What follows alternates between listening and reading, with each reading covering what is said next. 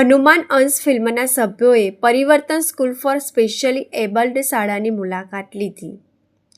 બાબાશ્રી નીમ કરોલીના 43 વર્ષ સુધીની વાર્તાને હનુમાન અંશ નામની ફિલ્મમાં દર્શાવવામાં આવી છે, જે ફિલ્મના સભ્યોએ શહેરના મહાવીર હોલ 4 રસ્તા પાસે આવેલ આસ્થા ફાઉન્ડેશન સંચાલિત પરિવર્તન સ્કૂલ ફોર સ્પેશિયલી એબલ્ડ શાળાના મનોદિવ્યાંગ બાળકોની ખાસ મુલાકાત લીધી હતી.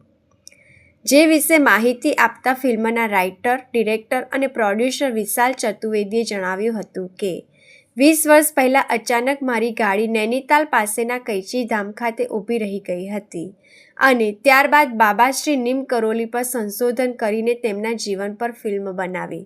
બાબાએ તેમનું જીવન સમાજને સમર્પિત કરી દીધું હતું અને તેવી જ પ્રવૃત્તિ આસ્થા ફાઉન્ડેશનમાં રેણુકાબેન પંચાલ અને ફાલ્ગુનીબેન રાઠવાના માર્ગદર્શનમાં થઈ રહી છે.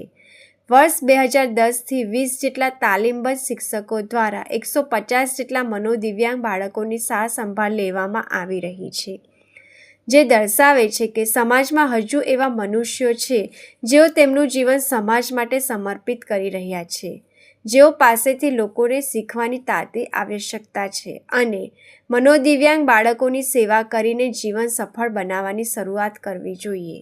नमस्कार, मेरा नाम है डॉक्टर विशाल चतुर्वेदी और मैं हनुमान अंश नाम की फिल्म का राइटर और डायरेक्टर हूँ.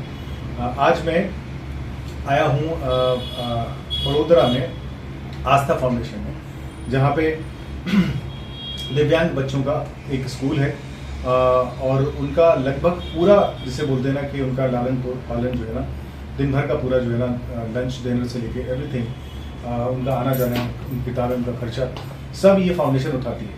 और ये सोच के ही बहुत ही आश्चर्य होता है. और जैसे बोलते हैं कि समाज के बीच में भी बहुत सारे साधु संत, हमारी फिल्म जो है ना वो संत परंपरा के बारे में है, बाबा श्री नीम करोली के बारे में, जो लोगों को भूखों को भोजन, भक्तों को प्रसाद, सभी को प्यार करने और राम नाम लिखने के लिए प्रेरित करती है. ऐसे में देखा जाए तो ये जो संस्था है वो भी यही काम कर रही है और इसके संस्थापक हैं उनको बहुत बहुत साधुवाद, क्योंकि वो अगर ऐसे लोग अगर समाज में हैं तो समाज को संतों की आवश्यकता हरदम, मतलब से बोलते हैं समाज में रहते हुए संत ये लोग हैं और उनको बहुत बहुत साधुवाद. धन्यवाद. जय जय श्री राम.